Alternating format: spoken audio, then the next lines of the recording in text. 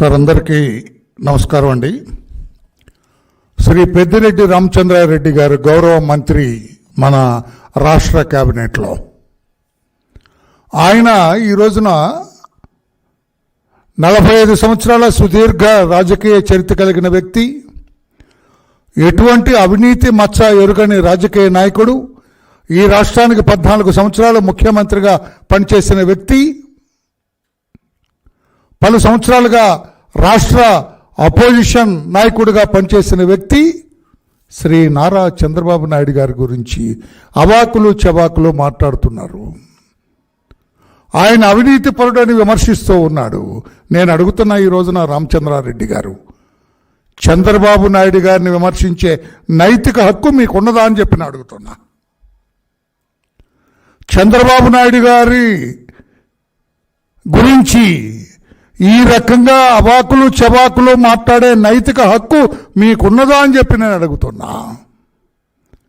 2 దశాబ్దాల క్రితం ఒక సి క్లాస్ కాంట్రాక్టర్గా ఉన్న మీరు ఈ రోజున కోట్లకు వేల కోట్లకు మదించారు.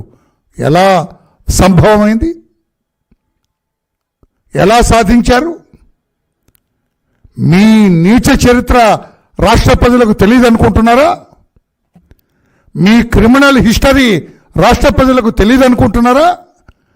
గురువింద గింజలాగా మీ నలుపెరగకుండా చంద్రబాబు గారి గురించి మాట్లాడటం సరైంది కాదు అని చెప్పి నేను తెలియజేస్తున్నా.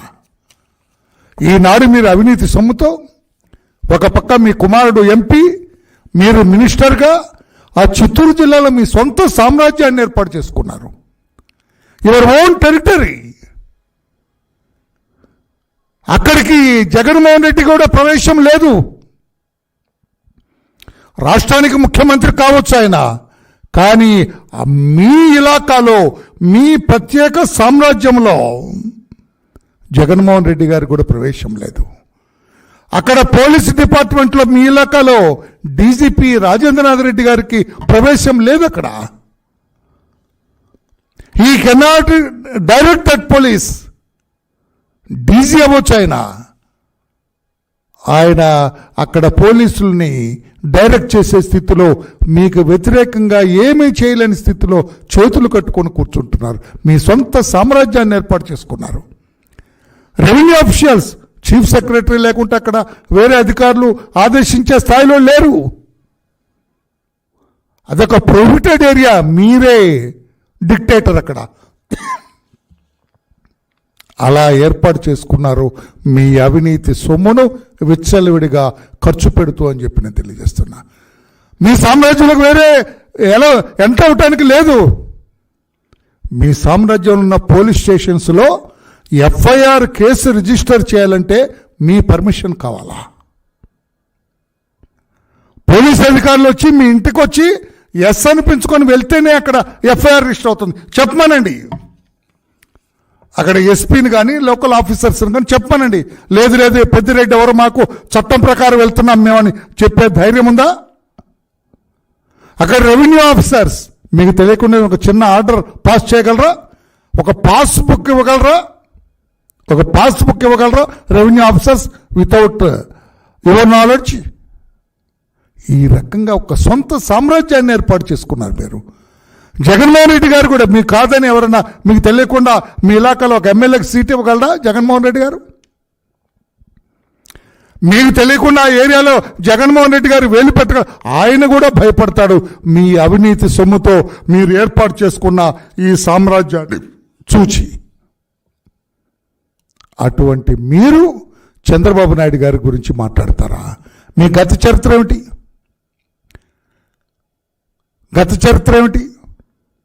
2004లో ఎన్కౌంటర్కు గురైన వీరప్పన్ తర్వాత ఈ శాండల్వుడ్ స్మగ్లింగ్ అంతా ఎవరి కంట్రోల్లో ఉంది? నిజాయితీగా చెప్పగలరా మీరు? హూ ఇస్ దిస్ కొల్లం గంగిరెడ్డికి మీకున్న సంబంధాలు ఏమిటి? ఒక సామాన్య సి క్లాస్ కాంట్రాక్టర్ ఇన్ని వేల కోట్లకు ఎలా పడగలెత్తారు? ఇంకొక కాంట్రాక్టర్ని చూపించండి. మీతో పాటు సి క్లాస్ కాంట్రాక్టర్గా పనిచేసిన వ్యక్తి ఇన్ని వేల కోట్లకు పడగలెత్తిన కాంట్రాక్టర్ను ఒకసారి చూపించు. మీకు కొల్లం గంగిరెడ్డికి ఉన్న సంబంధాలు ఏమిటని చెప్పి నేను అడుగుతూ ఉన్నా. సమాధానం చెప్పగలరా? 2018లో నేను నోట్ చేశాను, 2013 దగ్గర నుంచి ఈ రెడ్ శాండల్ సామ్రాజ్యం మీ కనుసన్నల్లో నడిచింది, నిజం కాదా? శేషాద్రి అడవుల్లో కావచ్చు, ఆ చుట్టుపక్కల ఫారెస్ట్లు అన్నిట్లో కూడా మీ కనుసన్నల్లో, మీ ఎరికలో రెడ్ శాండల్ స్మగ్లింగ్ జరిగింది, నిజం కాదా? చెప్పగలరా? మన పక్కనున్న తమిళనాడు రాష్ట్రానికి చెందిన వందలాది మంది దళితులు, ఈ వుడ్ కట్టర్స్, చెట్లు నరికేవాళ్ళు జైల్లో ఉంటే మీ పంపున మీరు మనుషులను పంపించి వాళ్ళకి కోర్టులో కేసులకి అండగా నిలబడింది మీరు, నిజం కాదా? సమాధానం చెప్పండి. లేదు రామయ్య గారంటే ఇంక వివరాలు చూపిస్తాను నేను. జైల్లో ఉన్న దళిత, తమిళనాడుకు చెందిన దళిత వుడ్ కట్టర్స్ జైల్లో ఉంటే వాళ్ళకు అండగా నిలబెట్టబడిన, వాదించిన అడ్వకేట్స్ ఎవరండి? మీరు నియమించిన వాళ్ళు కాదా? మీ పంపున నియమించబడిన వాళ్ళు కాదా? ఈ రెడ్ శాండల్ స్మగ్లర్స్తో సంబంధం లేదని చెప్పగలరా మీరు? ఈ కొల్లం గంగిరెడ్డి ఎవరో, అతన్ని జూనియర్ వీరప్పన్ అంటారు, తెలుసు కదా మీకు. ఈ జూనియర్ వీరప్పన్, సారీ 1 సెకండ్,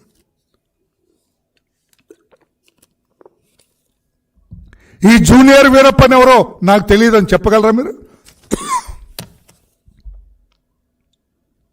నాకు సంబంధం లేదు రెడ్ శాండల్ స్మగ్లర్స్తో అని చెప్పగలరా మీరు?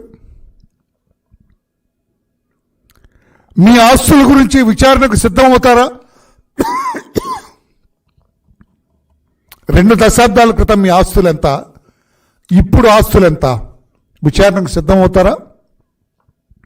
చెబుతున్నారు కదా నీతి, కోర్టులు, ఓటుకు నోటు, అది మా నాయకుడి గురించి మాట్లాడుతున్నారు కదా. మీరు ఆర్ యు రెడీ? మీకు ఎక్కడ ఎన్ని ఆస్తులున్నా కూడా చెప్పలేరు, దేశ విదేశాల్లో ఎన్ని ఆస్తులున్నా కూడా చెప్పలేరు. మీరు సిద్ధంగా ఉన్నారా అని చెప్పి నేను అడుగుతున్నా. ఈ అధికారులు, జిల్లాలో ఉన్న అధికారులు నేను అడుగుతున్నా, అక్కడ ఎస్పీ కావచ్చు, కలెక్టర్ కావచ్చు, మీరు ఇండిపెండెంట్గా వ్యవహరిస్తున్నారా? పెద్దిరెడ్డి గారిని కాదని వ్యవహరించే స్వేచ్ఛ మీకున్నదా? ఈయన కంట్రోల్లో నడుస్తున్నది నిజం కాదా? ఇతని ప్రత్యేక సామ్రాజ్యం నిజం కాదా అని చెప్పి కూడా నేను అడుగుతున్నాను. అటువంటి మీరు, పెద్దిరెడ్డి గారు, మా నాయకుడు చంద్రబాబు గారి గురించి మాట్లాడే నైతిక హక్కు మీకు లేదు అని చెప్పి కూడా తెలియజేస్తూ, ఈ చిత్తూరు జిల్లాలో సొంత సామ్రాజ్యాన్ని ఏర్పాటు చేసుకొని పోలీస్ స్టేషన్లో ఎఫ్ఐఆర్ రిజిస్టర్ అవ్వాలన్నా, తహసీల్ ఆఫీసులో ఒక చిన్న పాస్బుక్ రిలీజ్ అవ్వాలన్నా కూడా మీ కనుసరణలో జరుగుతుంది, నిజం కాదా అని చెప్పి తెలియజేస్తూ, మేము అధికారంలోకి వస్తాం. టోటల్ 75 days అధికారంలోకి వచ్చిన తర్వాత మీరు ఈ 5 ఏళ్లుగా మీ ఇలాకాలో చేసిన అరాచకాలు ఒక కమిషన్ వేస్తాం తప్పకుండా. చంద్రబాబు నాయుడు గారిని రిక్వెస్ట్ చేస్తాం మేము, అయ్యా ఒక కమిషన్ వేయాలి ఈ అరాచకత్వాల మీద. ఈ పోలీస్ స్టేషన్లన్నింటిలో రిజిస్టర్ అయిన కేసులు ఇన్వెస్టిగేషన్, రిజిస్టర్ కాని కంప్లైంట్స్, వీటన్నిటి మీద కూడా ఒక సమీక్ష జరగాల. లేకపోతే పోలీస్ అధికారులు అన్కాట్ వెళ్ళిపోతారు, దొరకకుండా వెళ్ళిపోతారు. వాళ్ళు ఏ రకంగా బానిసత్వం చేసింది ఈ పెద్దిరెడ్డి రామచంద్రారెడ్డికి రాష్ట్ర ప్రజలకు తెలియాలంటే ఒక కమిషన్ వేయాలా. ఈ కేసులన్నింటిని కూడా సమీక్ష చేస్తామని చెప్పి కూడా పెద్దిరెడ్డి రామచంద్రారెడ్డి గారికి, అక్కడ ఉన్న అధికారులకు కూడా మేము తెలియచేస్తున్నాం. ఎప్పటికైనా చంద్రబాబు నాయుడు గారి గురించి మీరు అవాకులు చవాకులు పెళ్తే సూర్యుడి మీద ఉమ్మేస్తే మీ ముఖాన పడుతుందన్నట్లుగా చంద్రబాబు గారిని అవినీతిపరుడుగా చిత్రీకరించాలని ప్రయత్నం చేస్తే ఆ ఉమ్మి మీ ముఖాన పడుతుందని చెప్పి కూడా పెద్దిరెడ్డి రామచంద్రారెడ్డి గారికి నేను తెలియజేస్తున్నా. నేను లేవలెత్తినా, మీరు స్మగ్లర్స్తో మీకు సంబంధాలు లేవా చెప్పండి. కొల్లము గంగిరెడ్డి ఎవరో మీకు తెలియదా చెప్పండి. అతన్ని జూనియర్ వీరప్పన్ అని పిలుస్తారా కాదా చెప్పండి. జైల్లో ఉన్న దళిత